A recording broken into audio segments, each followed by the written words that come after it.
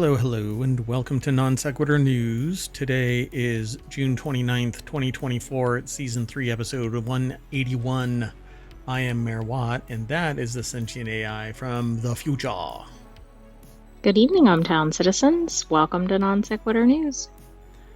Today we're going to be talking about expensive parking lot spots, extreme wildfires, Fortnite Metallica. It's a concert. Not a concern, as the typo in the show notes is going to say. Well, I'll fix it. Westjet surprised by strike it knew was coming. Natural anti-cancer potential. Disney made it more Disney. Stemming desertification. Not desertification, but desertification. Anyway, moving on, Mayor Watt. Tayto Recall. A pair of Pandas in San Diego. So is it to San Diego? Anyway, and Apple TV continues to grow. If you've never heard of this show, it's Non Sequitur News, and it's all powered by ohmTown.com, a news aggregation site that I use for my information overload. Started it about a decade ago, but made it available 2.5 years ago to the public. Actually, a little longer, but I started streaming 2.5 years ago. So go over to ohmTown.com. Show it some affection, pet it, sleep with it under your pillow.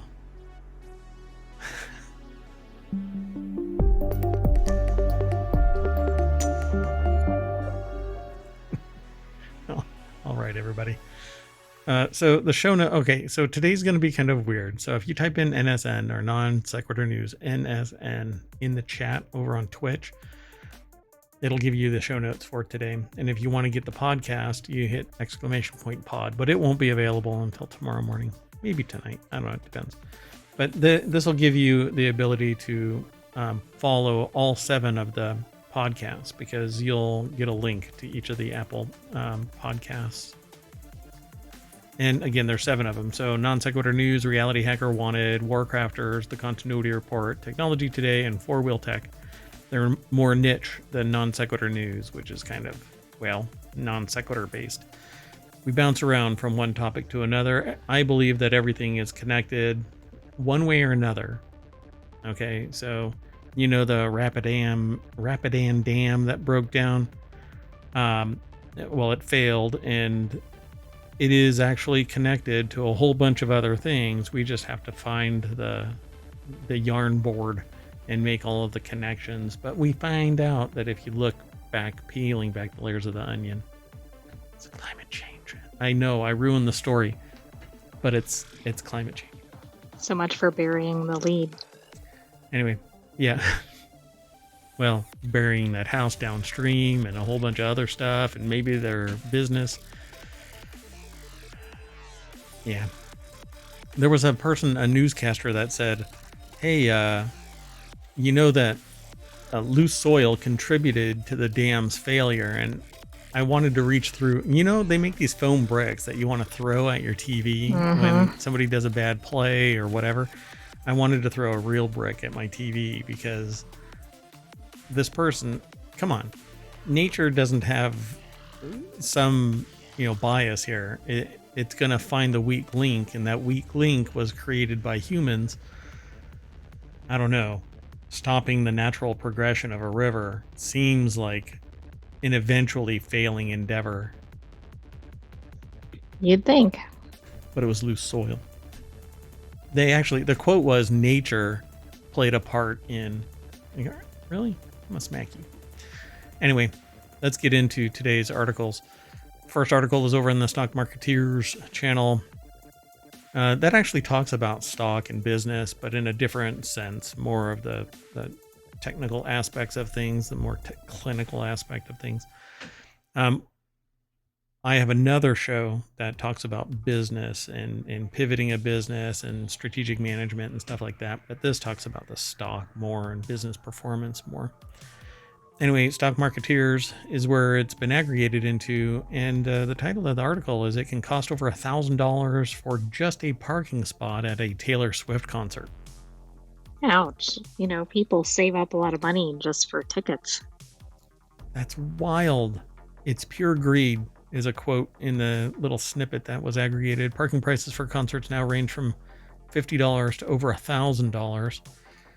But you know what? People are willing to pay it. So is it greed? No, it's business mechanics. It's business 101. If everybody told Taylor Swift, guess what? We're not coming to your concert because the prices for your parking are freaking outrageous, Taylor Swift would come down hard on the practice of ripping off people, but it's supply and demand. So until somebody says, you know what, I'm tired of this, and keeps their money, nothing's going to change. Same thing for inflation. Think how many Uber rides you could have for that price. Yeah, Uber my ass all the way into a Taylor Swift concert from, if it's in Texas, I could Uber my way from Uber Washington. Across states, right? For probably cheaper than that. Like, I could Uber and give them a Taylor Swift concert ticket. Here, you just watch the Taylor Swift concert and then drive us back home. You don't have to be my friend. Just sit over there. I bought you a ticket behind that pillar. Because it was cheaper than the parking spaces. It was cheaper. Charles Passy over at marketwatch.com put the article together, and the deck statement says it's pure greed. Parking prices for concerts now range from $50. So I choose 50 out the 1,000. You know how embarrassing. Yeah, but you probably don't know that when you're buying the tickets, right? That's right. Yeah. See, they're a breach of concert. What's funny about this is I wore that same outfit last Friday. How embarrassing. Oh my God. So Polestar, the trade publication that tracks the music industry, reports that the average seat for the top 100 tours in 2023 came out to be $122.84, or about triple that, or the same cost measure in 2000. So in 4 years, 3 times as much the cost. Could it be that people who were trapped inside for years are finally going out to concerts, and supply and demand mechanics once again? Oh, absolutely. Plus, a lot of the tours, I think, were canceled during that time. So those are also catching up. Oh, I didn't log in. Heck on it. So I can't really talk about this much more, but that's it. I mean, that's really the nuts and bolts of this article. You can go and check it out. The key is in the headline, right? Yeah, bury the lead. Yeah. Let's keep going. Next article is over in the mobile channel. Oh, by the way, we have a slight issue in that today is going to be kind of broken up. We're going to do the non sequitur news, and then the mayor has a mayoral assignment that's going to pull me away. I don't know when I will be back to do the other shows for tonight. And those other shows tonight are Reality Hacker, then Wanted, then Warcrafters. The show notes for Reality Hacker and Wanted will be available, so you can follow the links, and then you can come back when we launch the show for Reality Hacker and Wanted. Warcrafters isn't in there yet, it hasn't been updated yet, but yeah, we'll get it done. But we've not missed an episode yet, so we'll come back in the time machine if we have to, but we'll try and get it done tonight. Anyway, the next article is over in the mobile channel. Extreme wildfires have doubled in just 20 years. Here's the science. The deck statement says, and it's from the source, which is, I think it's, phys.org. So it feels like we're getting used to the earth being on fire. Recently, more than 70 wildfires burned simultaneously in Greece. What the hell? In Greece? Did the entire country just burn? Yes, it must be. It's been in the news quite a bit. But I think that was but some year. of the news stuff isn't about wildfires. Anyway, in early 2024, Chile suffered its worst wildfire season in history. More than 130 people were killed. Last year, Canada's record-breaking wildfires burned from March to November. Oh my God, an entire year. Well, and they're started up again in 2024. There's already talk of the smoke issue happening in the U.S. again, like last year. My God, what is going on? Oh, I know, climate change. Hey, you know what? let's not take a vaccine. I'm sure that'll put the fires out. Anyway, in August, flames devastated the island of Maui in Hawaii, and well, that actually was a little because somebody was dense and said, yeah, the fire's out, but no, it was still going. Anyway, the list goes on and on. According to this article, it's by Victor Fernandez Garcia and Christina Santon over at The Conversation. Again, that's an external site to phys.org, but they seem to be in a tight relationship. So they've got this little graph that shows like the trending of fires. You know, most of the CO2 on the planet is actually in the northern hemisphere, because that's where most of the industrialized nations are. Okay. I mean, that actually makes sense. I was thinking because of the climate, that surprised me, but okay. But like the trade winds prevent it from dipping down into Africa. So the air in Africa is like brilliant. Hey, that's great. Everybody should move to Africa. Probably everybody lives in Africa. I knew that. And Nigeria has really good internet, from what I understand. Like outside of the normal bounds of like internet access. It's kind of interesting. Anyway, see how everything's connected? Come on, folks. Climate change is real. You don't have to believe in it. It's real. You just have to witness it every day. Look outside. And just because the weather's nice for you today does not mean that climate change is a myth. Watching the news, it certainly feels as catastrophic extreme wildfires are happening more, and unfortunately this feeling has now been confirmed as correct. A new study published in Nature, Ecology, and Evolution shows that the number and intensity of the most extreme wildfires on Earth have doubled over the past 2 decades.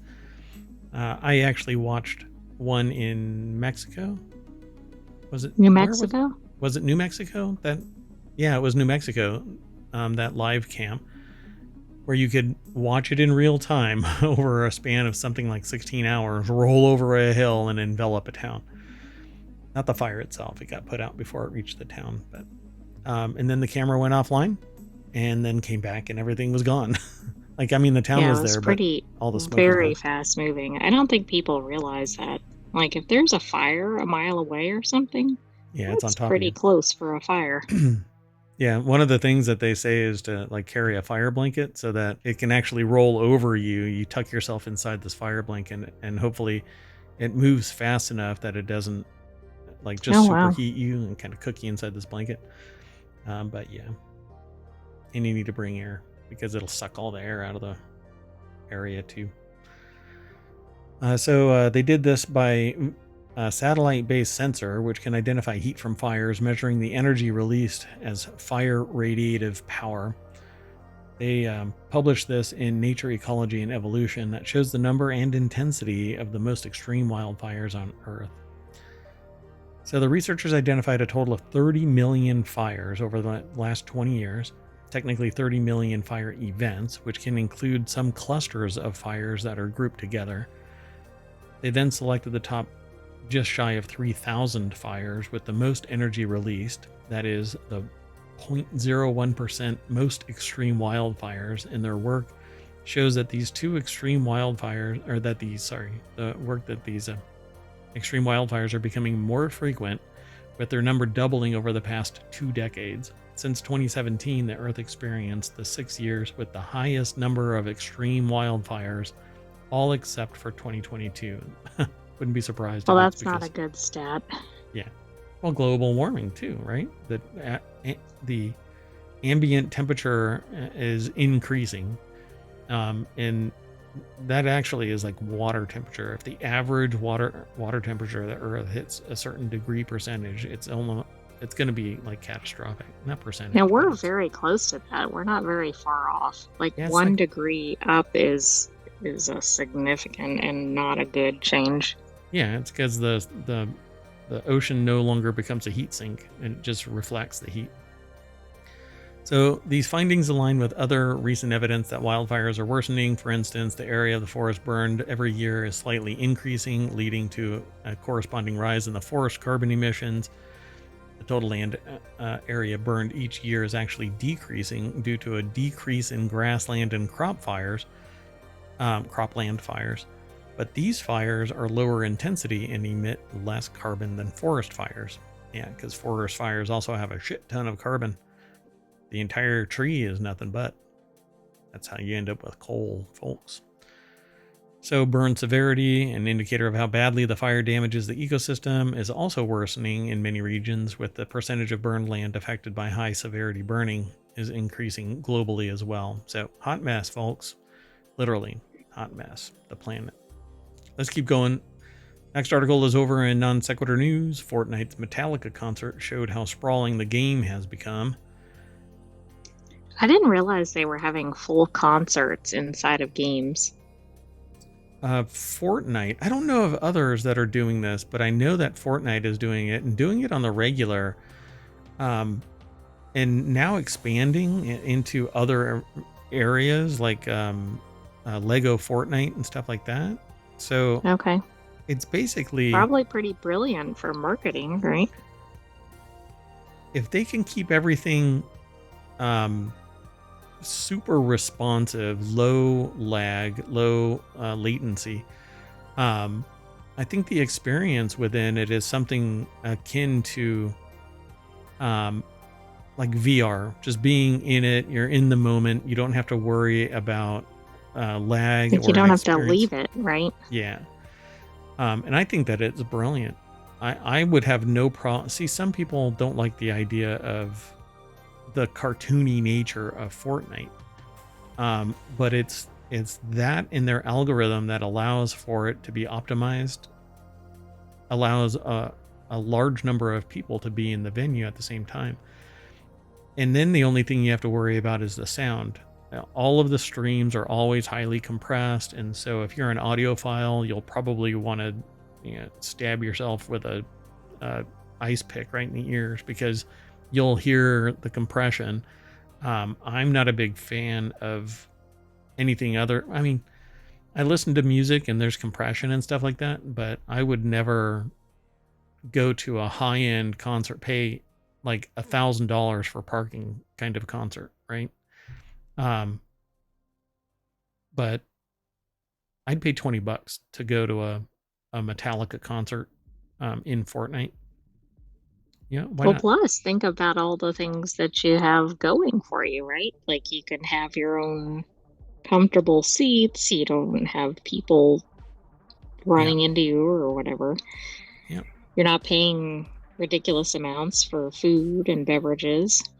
Yeah, the only thing, you lose the atmosphere to some degree, but I guess you gain the atmosphere of not having to worry about somebody bumping into you and you spilling your drink, or if you're not into smoking, then you don't have to worry about somebody smoking. You can, do whatever you want while you're listening to some music, live music.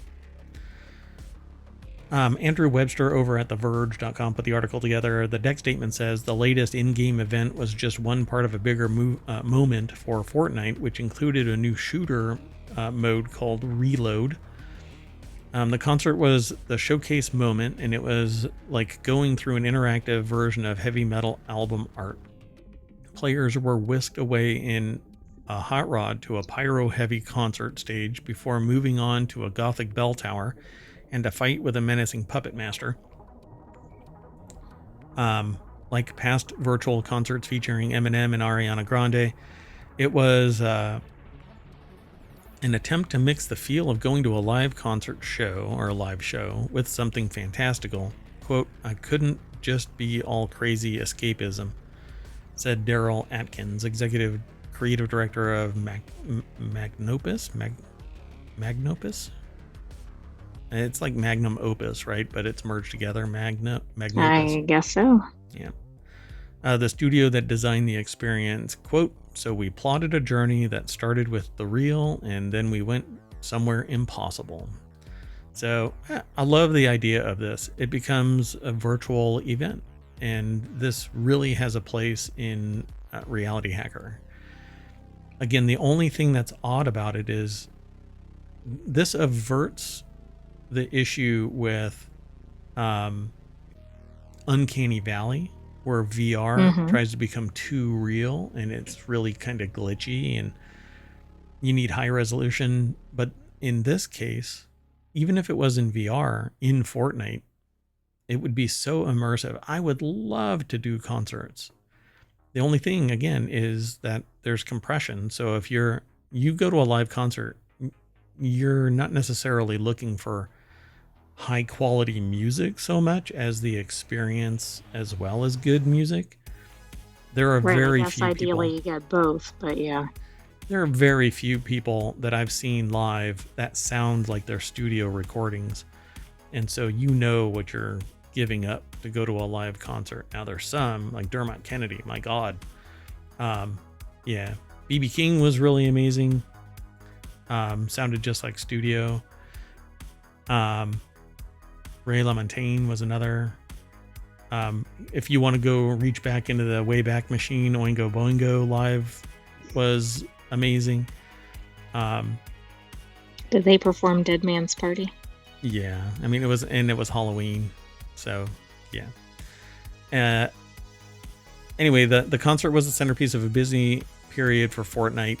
The game introduced its current Mad Max inspired season in May, which teased the band's experience, but things really kick off in earnest in mid-June when a Metallica guitar was added as a battle royale weapon.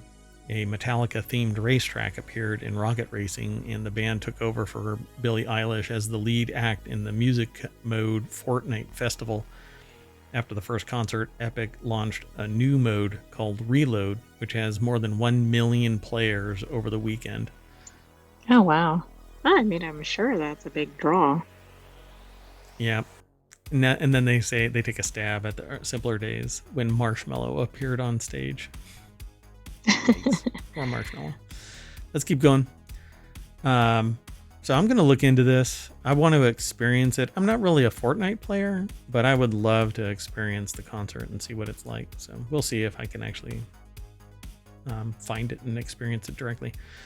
But we're running behind time. The clock is ticking, so let's keep going. Non sequitur news is where the next article is. This one will be fast because WestJet knew what was going on. We talked about it. I know. I thought this headline was right. It was in the headlines a few days ago. Yeah. So I don't see how they're surprised if the public was aware of it. Yeah, the title of the article is WestJet cancels at least 150 flights following a surprise strike by mechanics union. Canada's second largest airline, WestJet, says it has canceled at least 158 flights affecting 20,000 passengers beginning Saturday after the Union of Maintenance Workers decided to go on strike. Wow. Well, and I've heard that there's also problems with Aer Lingus right now, but I'm not sure which group or whatever. I mean, I know that's in a different country, but when you start shutting down flights, it starts having a big effect everywhere. Yeah, and it's because there's so few doing so much that it cascades. You only fly into one airport in certain places. It really depends on the volume that's going in and where. It's not like you can sit there and spring up cost-effective airports in every city, you know. No, in fact, some airports are shutting down routes. I know they're adding as well, but yeah, and it's like an ebb and flow kind of thing. So there used to be bigger hubs in different places, and now it's distributed, but it's really expensive to fly into places, and so ticket prices are going to start going up. Oh, and depending on what happens in a couple of months, who knows what's going to happen with inflation. Anyway. So the Aircraft Mechanics Fraternal Association said its members started to strike Friday evening because the airline's unwillingness to negotiate with the union made it inevitable. So they pulled the ripcord early because we knew it was coming. We just didn't know exactly when, and to be surprised by it is idiocy. Senior management knew what was coming. On Thursday, WestJet said the union confirmed that it would abide by the direction. Given this, a strike or lockout will not occur, and the airline will no longer proceed in canceling flights. The surprise strike affecting international and domestic flights is happening during the Canada Day long weekend. See, but this is the surprise, I guess, right? The strike came after the federal government issued a ministerial order for binding arbitration on Thursday. That followed 2 weeks of turbulent discussions with the union on a new deal. And then on Thursday, they said they will abide by the direction. Oh, I see. So, okay. It looked like a strike was coming, perhaps. Then they thought it was resolved, and then it suddenly changed. Okay, that makes more sense. And you literally can't force somebody to work. It's impossible, right? If you want to have citizenry, just go. What if you want a citizen revolt? You know that joke about the citizens are revolting? Yeah, they are. Mm-hmm. Yeah. Yeah, this is how you do it, though. You tell a group of people you have to work, go into binding arbitration, and then you have somebody that isn't willing to discuss. You know, if you can't find a middle ground, arbitration means jack shit. There's no meeting of the minds. You can't get into arbitration if somebody's unwilling to move. So, well, they knew it was coming. You cannot force somebody into binding arbitration and then not have discussions that resolve it. If the union keeps saying no, we need food, we need shelter, we need health, we need income that's commensurate with experience, that's moving us forward, letting us be an ongoing concern, and you might have to give up your freaking Ferrari, fine. You have to give something up.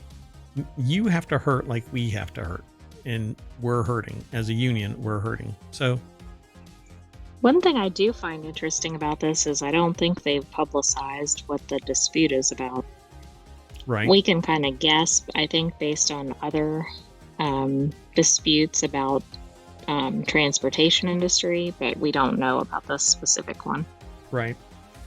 Yeah, I think we've seen some stuff where they said it has to do with like salary and healthcare and Right.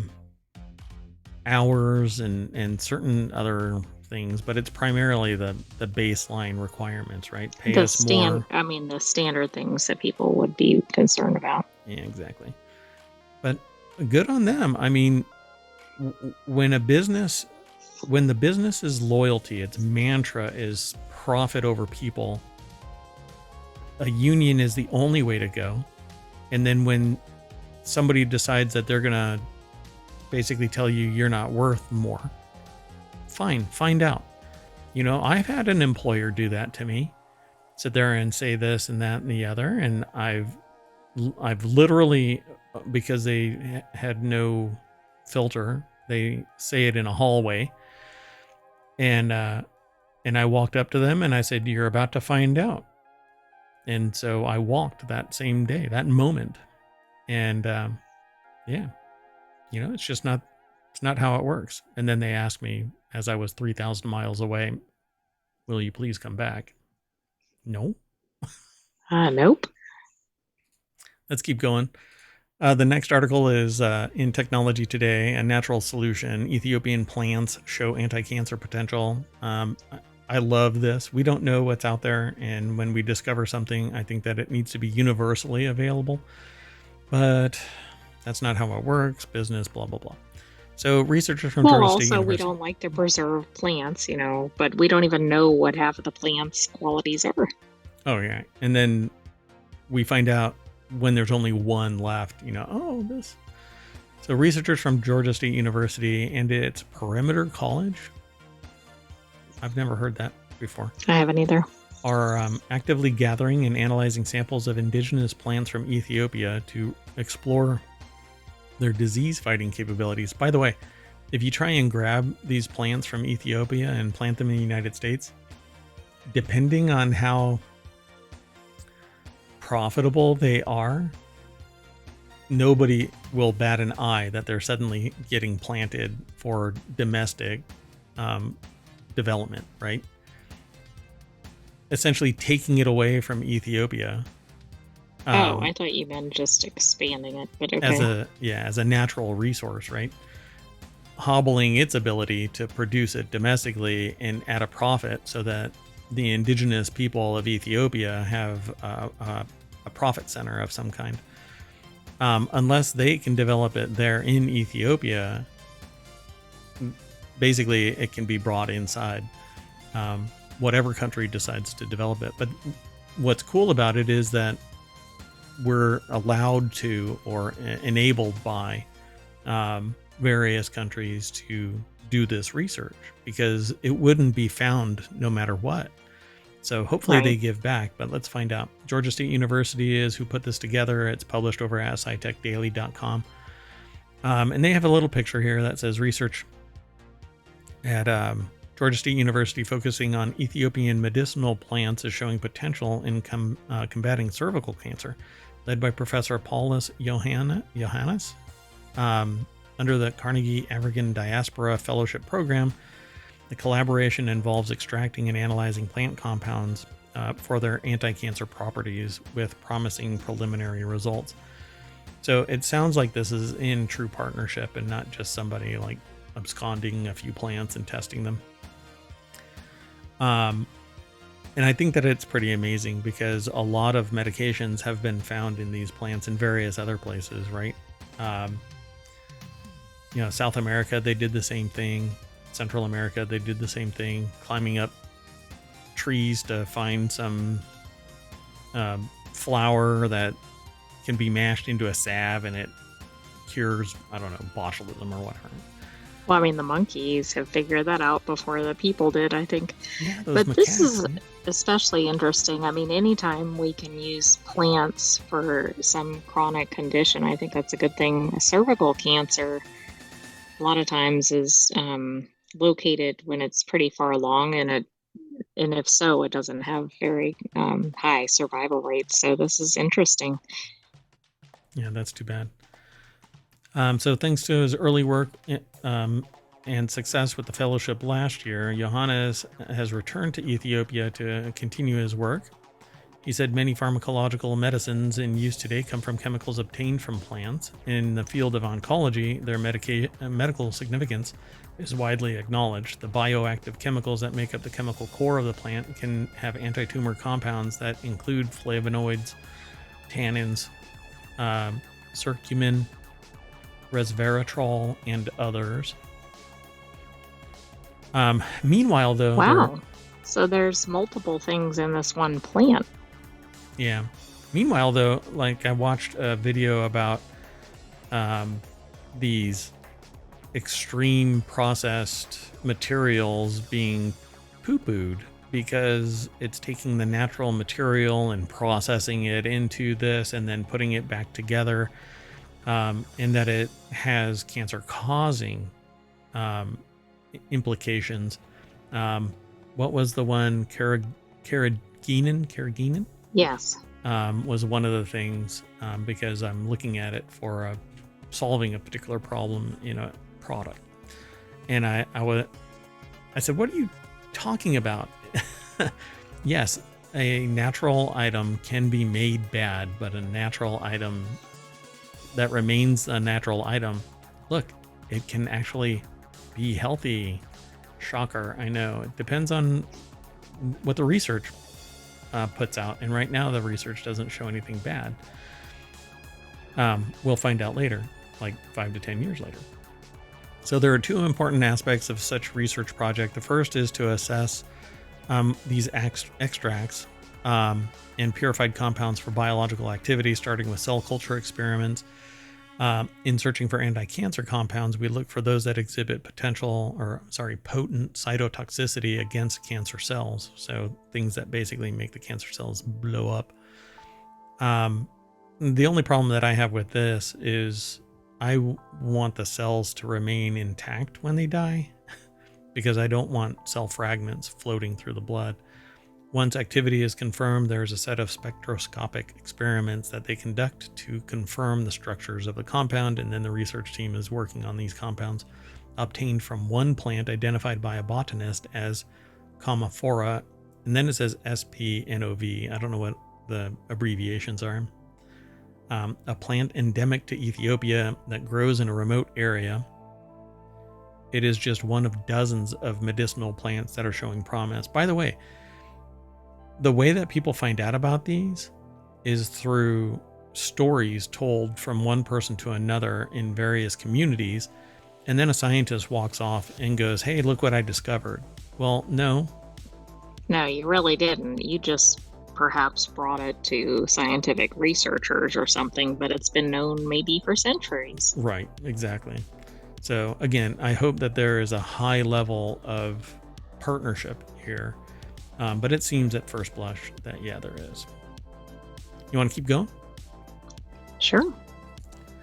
The next article is over in the Mobile channel. Disney made it more difficult to ride what you want just in time for Tiana's Bayou Adventure, which already had a little bit of blowback for some reason. I haven't looked into it yet, but I had heard that there were problems. If you're going down the bayou to ride Walt Disney World's Tiana's Bayou Adventure, there are a few things you need to know to make sure you'll be able to experience the Magic Kingdom's newest exciting attraction. It won't have a traditional wake up early and rush to the line queue, but a virtual online queue. So your ticket will be punched while you're off having dessert. I mean, that actually sounds like a good thing, but it's not like you can really necessarily plan far ahead like you might have been able to with some of their previous systems. Sabina Graves over at Gizmodo.com put the article together. The Princess and the Frog themed attraction that replaced Splash Mountain is now open at Walt Disney World's Magic Kingdom. Let's see. Oh, what are they calling? It's Lightning Lane. They used to have Genie Plus, and even that had replaced previous systems. Yeah. So now they've got Lightning Lane. Orlando's theme park has officially opened the long-needed replacement for the dated and problematic Splash Mountain with a property that fans love. The Princess and the Frog universe expands with a continuation in ride form following Tiana's adventures through the swampy magical land of New Orleans with the bones of Disney World's iconic log flume ride. That's interesting. So it is the same thing. Yeah, I mean, that's interesting. So they kind of repurposed probably the same mechanics or whatever, but changed out the character and decorations, I'm guessing. Fascinating. So here's the spice, the article says. In order to ride without any additional costs beyond park admission, make sure you have My Disney Experience app downloaded before your trip. On the app, ensure that your entire party's tickets are saved under the trip planner profile. Pick the most tech-savvy person in your group to handle this.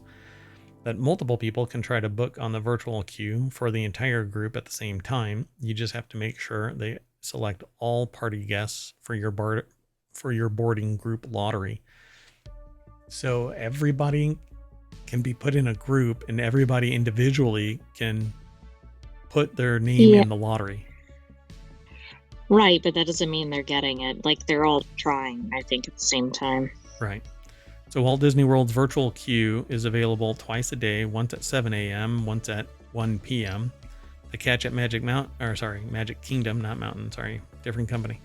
Magic Kingdom is that Tron Light Cycle / Run currently still only has virtual boarding groups, so you have to choose between Tiana and Tron. All right. So if you want to do both, you can try for Tiana in the morning but not get it, and then have a hard choice at 1 p.m. to try to secure the free boarding group pass for Tiana's again, but not guaranteed. Or Tron, also not guaranteed. Oh, God. But this doesn't mean that you can't ride the thing. It's just to kind of jump through the line hoops. It says it feels makes tricky. It sound like you couldn't ever do Tiana, like if you miss these two things. I think it just, maybe that's the case, but I get the impression that this is just getting you a place in line or whatever. Yeah, so why did they say without additional cost? See? Because there was a recent and kind of short-lived system where they had some ability to like pick rides that you got kind of a skip the line. I forgot what the name of it was. I think it was Genie Plus, but there were some enhancements you could get where you could pay extra for like premium rides or something. Previously, they had a system where you could just kind of pick a small number of kind of skip the line things, and you didn't have to pay extra. Gotcha. So Genie Plus is gone. Poof. That's what they say here. Disney Experiences pay-as-you-go option has streamlined the process by rebranding as simply Lightning Lane. The line that used to contain the free Fast Pass. Rest in peace to that That's the name feature. of it. I had forgotten the name of it, yeah. Yeah, Fast Pass. I remember that now too, yeah. It's had multiple names since becoming a financial add-on at both Disney World and Disneyland, but will now be known as Lightning Lane, broken down into Lightning Lane Multi-Pass or Lightning Lane Single Pass for an individual ride. Dear God. Well, and can you imagine, like, if you're going to Disney, let's say next week, they just rolled out the system and you're kind of like, what? You're trying to figure out what the system is, because whenever you were booking, it might have been something else. Just got to pay that $1,500 one. Oh, right. Person. Well, that doesn't get you a ride on even Tiana's, this, right? Yeah, it just gets you in the door or whatever. Yeah. Right. Wow. Yeah, that was I forgot what it was, but it was like that Enchanted what is it? Pass, like everybody's like that. You're a princess pass or something like that. Something like that. I think it was Enchanted, but I'm not sure. Oh yeah, Enchanted. Yeah, Enchanted level 1, Enchanted level 2. Yeah. More enchanted. More enchanted than the next person. Poof, you're broke. Let's go on to the next article. So the next article is over in the Marble Channel, planting giant cactus to stave off desertification or desertification. So not getting a dessert, but stopping there's only the one desert. S here. Yeah, only one S. Desertification in Brazil, giant spiky cacti, tower over farmer Alcides, Pashuino, Nascimento. I'm going to shoot for that. There we go. Gave it the whole Harvard try. I never went to Harvard. Anyway, they're 70. One of the residents of Brazil's unique Caatinga biome, who is on a mission to plant native vegetation in a bid to halt desertification. So, oh my goodness. This article is over at phys.org. It's written by... this is interesting. We see things about tree planting, but I don't think I've ever seen anything about cactus planting. Yeah, well, I mean, you got to use the domestic materials, right? I think that's brilliant. So Pablo Porcuino Cula, I might have pronounced that wrong. Porciuncula, and Carlos Fabal and Lucia La Corsia. In Rio de Janeiro, put the article together. In the absence of laws, it's up to us to act. Who is trying to regenerate his land by planting mandacaru, an emblematic cactus from the region that grows up to 6 meters high. That's the giant spiky cacti. And they're planting it, trying to stop the desert from expanding. Its plight attracts little interest compared to the lush Amazon, but the vegetation of this dry forest plays a key role in absorbing carbon emissions and is rapidly disappearing. The Map Biomass NGO reports it has lost 40% of its original surface area due to agriculture, mining, and installation of wind farms. It's too bad that wind farms would be causing anything like this. I mean, once it's in place, you could replant these cacti and original surface area and just replant it. But it is the Caatinga, which has been facing, I might be pronouncing that incorrectly, but facing increasingly severe periods of drought that scientists recently identified as the first arid zone in Brazil. So there you go. There's an aerial view of goats on the side of the road in Pinoas, Bahia State in Brazil. Wow, I mean, that's really showing how barren the land is. Yeah, I bet you if you zoom back out, there's like another one, 60 feet away. There's a little bush. I kind of wish they had. We see one kind of off to the side of the picture, so that gives us an idea of the spacing. Yep. So, Guardians of the Caatinga, Luis Almeida Santos of the local agricultural NGO IRPAA said that Caatinga, I think I'm just going to pronounce it Caatinga, was being preserved in areas where traditional communities live who adopt sustainable farming practices. They are the guardians of the Caatinga. A recent study predicted 9 out of 10 species of fauna and flora in the Caatinga could disappear by 2060. We are just not taking care of this planet.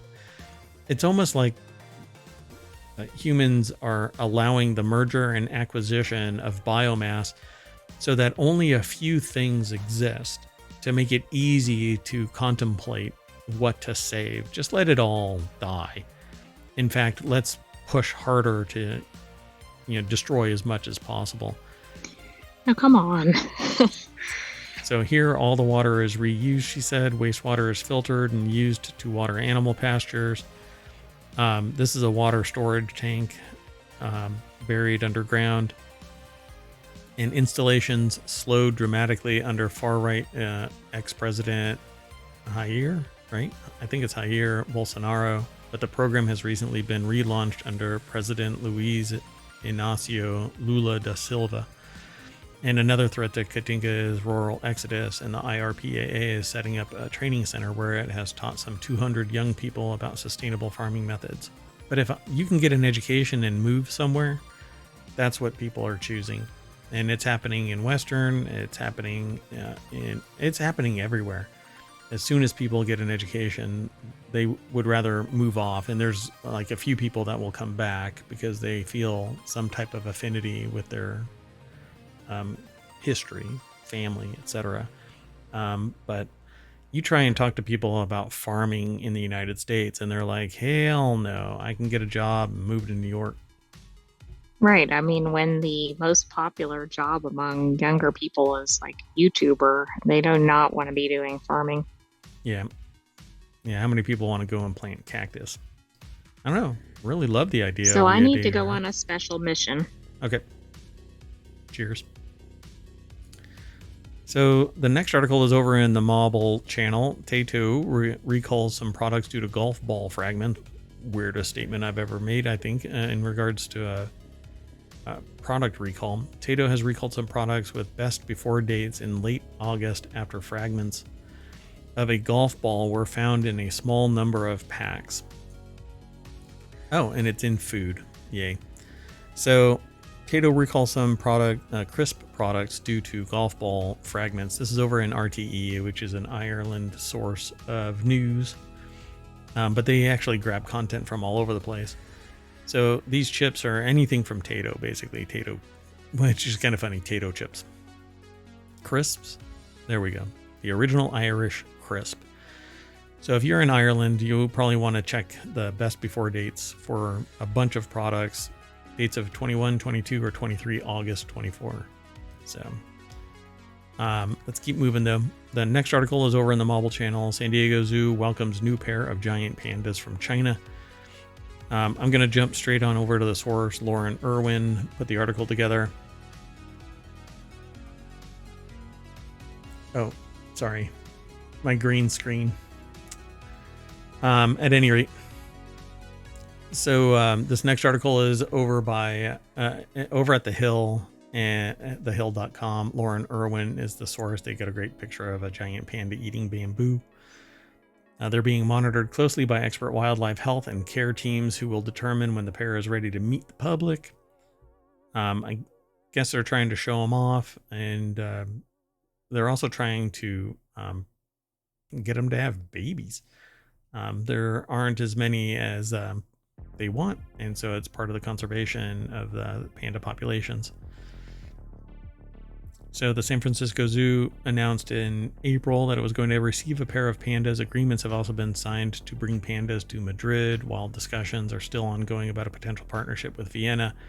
There's also been talk about returning pandas to the National Zoo in Washington, D.C. These 3 giant pandas previously at the D.C. Zoo were sent back to China last November after their 20-year stay in the U.S. expired.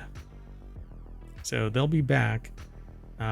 So if you're interested, follow the San Diego Zoo. We'll maybe talk about it when they get announced as available to the public. And our final article for Non Sequitur News today is over in the Smack Talk channel. Apple TV Plus continues to grow in the United States after overtaking Paramount Plus.